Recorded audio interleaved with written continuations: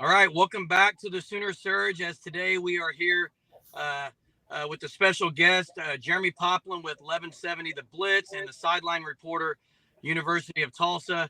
Thanks for being on here, Jeremie. Why don't we go ahead and get started with just some opening comments from you about Kevin Wilson and the University of Tulsa football program, maybe some things that you've noticed with Kevin Wilson there.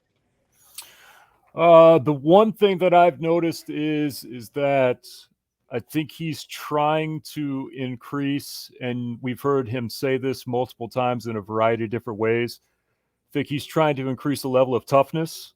I do think that there was an element of when he came in that he didn't feel like the physical nature was up to a standard that I think he feels like is required to win at a particular level, whether that's at a Power Five level or even a conference like the American.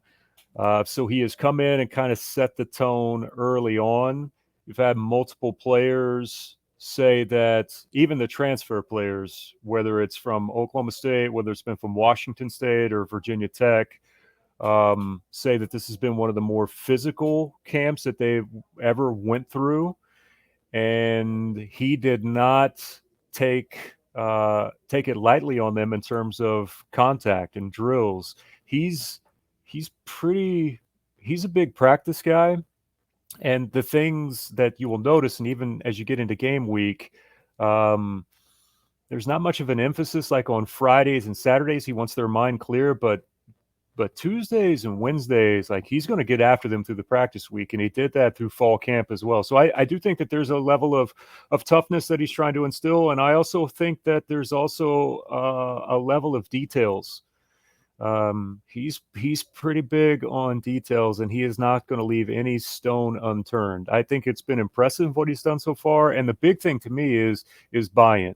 So you go from a level of guys that have operated at previous camps a certain way, and then when you have such a striking difference in terms of change, um, sometimes guys deal with it well, sometimes they don't. And for the most part, this group has bought into what they're doing, and there's a firm belief with them. Now, it's still early. Let me stress that there's a firm belief in what they're doing, that he's getting the most out of them, and that they are living up to their potential. So far, so good through the first couple of weeks and through fall camp and let's see, how many months since February, since he got on campus.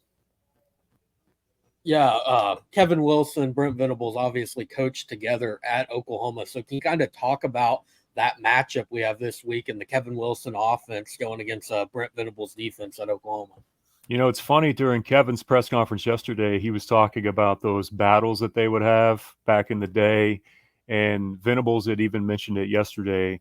And Kevin was quick to say, listen, it was nothing personal, because we knew at that time, going up against a defense that had not only the caliber of players, but also the detail-oriented nature that was the defenses, and butting heads, you would feel like that, at some point somebody would get, irritated, somebody get mad. And he was like, no, it was none of that. It was like, it was such a mutual respect. And he was like, we were clearly getting better having to go up against that version of defense. And I think, Brent would say the same thing, that they were getting better. So, in terms of like specific changes, like, everyone evolves. If you're not evolving as a coach, which is why Jimbo Fisher's in as much trouble as he is right now, and maybe we're seeing signs of that happening with Dabo too. If you're not evolving, then you're going to die on the vine. In terms of evolvement from where they've been the last time that they've been around, I think both of them have learned quite a few things. But the one thing that you're going to know, and Kevin said this in the press conference, is like, there's a few items with Brent's defense that you can just take it to the bank. They're going to be incredibly organized, which they are, and they're going to play hard. And I think in year two with Oklahoma, you're clearly seeing that this is a more relaxed defense that is comfortable in what their role is, and the expectations that they have. And I think that's why they're playing as well as they are right now. So it's kind of digging back into the bag of tricks, in like a comfort level, I think, for Kevin to look at to see what Brent is doing defensively there in Norman. So I think it's going to be fun, man. I think it's going to be fun, and I also can't wait to hear like after the game when Brent can get into more details about here's the subtle changes that we see with Kevin, because like he speaks very highly of Bob and what he learned and how to be a head coach under Bob, but those years that he spent with Urban and Ohio State, I think have left a pretty big imprint on him in terms of just what they're trying to do offensively. So it's going to be a ton of fun. Yeah, Jeremy, speaking of offense, I know they have a pretty good, really stable of running backs. 3 guys that averaged, that had over 50 yards or so last week, right? Yep. So maybe talk about that running back room, and then the quarterback situation. I know it sounds like Braylon Braxton is going to be the guy this week. Is that correct? As far as I know, Cardell Williams was hurt. Or what are you hearing on that? And talk about the running back room and that quarterback position. So let's start first with the quarterback spot. Yesterday at the press conference, they don't get onto the practice field until Tuesday afternoon. Monday's off day. Tuesday morning class it's just not compatible. So they get on the field Tuesday. So when we met with Kevin yesterday, they hadn't really practiced yet. They got in late Sunday. We got in late Sunday, and not much there. Recovery. I don't think, and this isn't Kevin blowing smoke, I don't think they know as of today which direction they're going to go as far as quarterback is concerned. Ankle injury with Braylon. Cardell hurt his thumb. He was having a hard time gripping the football at Washington. And then Roman comes in and is your third string quarterback. And I thought for a third string quarterback under the situations that they were in at Washington, I thought showed a lot of poise. He looked relaxed. He looked fine for your third string quarterback to come there. So today, Thursday, pretty big days in terms of mobility with the quarterback on who they feel you're worried about him like protecting himself too with like his mobility in the pocket, because that's the way the offense is designed. And Kevin was talking about that yesterday. Cardell, it's nothing long-term with the thumb. They think he's ultimately going to be fine. But as of right now, like it's kind of one of those, we're just going to see how 2 guys come along in practice. Do I still expect to see multiple quarterbacks no matter what on Saturday?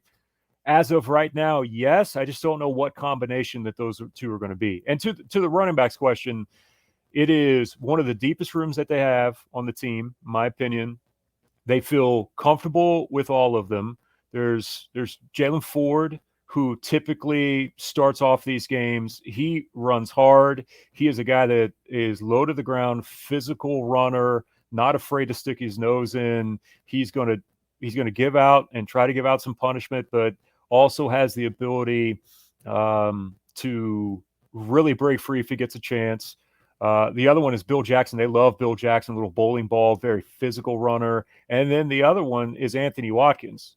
And he's listed at either 3rd or 4th on the depth chart, but they use those guys in a variety of different ways all throughout the game. And Watkins has come in and shown signs of being explosive. I thought his yards per average on carries were great versus Washington. Maybe that gets him a little bit more of an opportunity earlier on in the game. And at some point, we're going to see them mix in Braylon Presley a little bit more in the backfield as well. They haven't done that a ton yet, but that's coming as they try to figure out how the best way is to use him.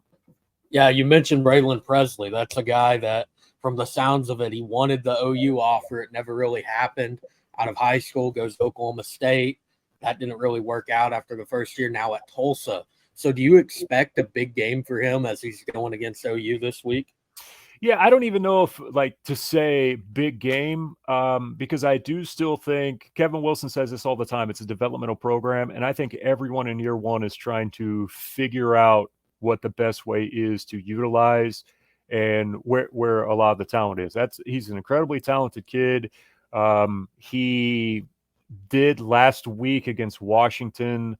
I thought that they made it a point to try to get the ball to him a little bit more. I think they're going to step that up every single game with that because, they need the wide receivers to be productive. That's one area so far that They're still trying to get the level of play to come up from that position. So any little bit helps. But to just simply say, hey, do I expect him to have a big game? I think it's still kind of a work in progress to see exactly where the spots that they are using him. But I mean, it's going to increase week to week. Would it shock me if he did? No, because I watched the kid play in high school, and I know what he's capable of and what he's capable of doing. So we'll see. But they do need this wide receiver group to step up and have a big week. So this week it's the third sellout since the renovations in 2008 at Tulsa. So kind of what are your expectations for the sellout crowd? Do you think it's going to be a very large OU showing, kind of 50-50 split or anything like that? It will be more Oklahoma fans. I know that for sure. In terms of specific split, I don't know, because the school has done so much in terms of marketing. They've done a lot in terms of enhancements around the stadium. So I think that this is one of their strongest pushes that they've had, like trying to appease to a fan base. And I'll say this the entire time, and the universities knows it's the smallest D1 school with the, undergrads in the 3,000 range. So there was a stat, and I was trying to remember what it was, Hunter. It was when they were hiring the basketball coach last year, they did a whole bunch of market research, and it's like less than, within a particular mile radius around the city of Tulsa, like alumni base is less than 1% of the population. So basically you go to school here and you graduate, like you're moving away is what they found out. So they struggle anyway, right, for that. And Tulsa has to rely on fan bases like OSU and Tulsa and Arkansas, that those schools are either out of town on a road game, or if you're not watching that game, you might say, hey, you know what? The product at 11th and Harvard's pretty damn good, or it's getting better. So why don't we go support like Tulsa's team? If you live here, like it's hard to look at like any animosity towards them at all, but let's go support them in what they're doing. And Tulsa relies on that. So I'm actually intrigued to see what the specific split of Tulsa fans is going to be, but it's going to be dominated by Sooner fans. I mean, let's be honest. It's every time that they've been here, that's been the case. Oklahoma State, the exact same thing. They've got Arkansas coming in a few years from now. That'll be the same thing too. So it's kind of one of those things that are like, you know what? Appreciate you being here. Thank you, for us having and having this bigger environment, and we're happy to have you here, and we hope that you come back. That saying, like, y'all come back now you're here. I think like if they could play that on a loop and see the product is better. They've got concert series that's going on, like Sean Kingston is playing this weekend, and they're picking up like bigger artists as they go throughout the season. So it's just an effort overall to show people, hey, you can come hang here too if you want to. And I think that's important for them. Yeah. As a TU grad, I, like you just said, everything you said was pretty much exactly the way it is. And I like exactly, like you said, what they're doing with the concert stuff. 11th and Harvard, the product is great. People need to get out there and support it. Last question, Jeremy. We haven't talked defensive side of the ball. Just maybe throw a couple names out there that, as we're watching this game, that's going to stand out as far as on the defensive side for TU. So I think where their strength is on their defensive line. Pro Football Focus grades kind of show that as well. The guy that I think there's a lot on his plate right now, almost to the point where he has to play at a certain level. If competitive is the wrong word, but if they want to get to where they're going, and Kevin has said, hey, we need our elder statesmen to step up and really play well. But Ben Kapinski, who's the transfer from Oklahoma State, playing their jack position, kind of has a lot on his plate, and he has to be a guy that can create some pressure. Owen Ostrowski is another one that's played pretty well. Virtually pretty much the entire defensive line, whether that's, Jaden Simon, Joe Anderson, other guys, that's the strength of their defense to me. So I would keep an eye on them. And then the two safeties, Kenyon Williams, transfer from Oklahoma State, Kendaren Ray, who's been there for forever. They're good up the middle, especially there on the back end. So those are just a few names. And again, I stress that, I don't know what the attack that we'll see from Levy, because that seems to be like a roller coaster ride with his version of the offense. It's it's hit and miss from week to week. Washington found out early on, hey, we're not going to bully these guys up front. We're not going to run the football. And basically it was attack the perimeter with Penix and those weapons that they had at wide receiver, because Tulsa didn't allow him to throw the ball over their head. Washington's offense is predicated upon taking the shot deep, and Penix is great at that, but they took that away from him, and then they attacked the perimeter. So from what I understand and what I watched with the SMU game, some of that sounds a little bit familiar with what we saw with OU and SMU. So it's going to be intriguing.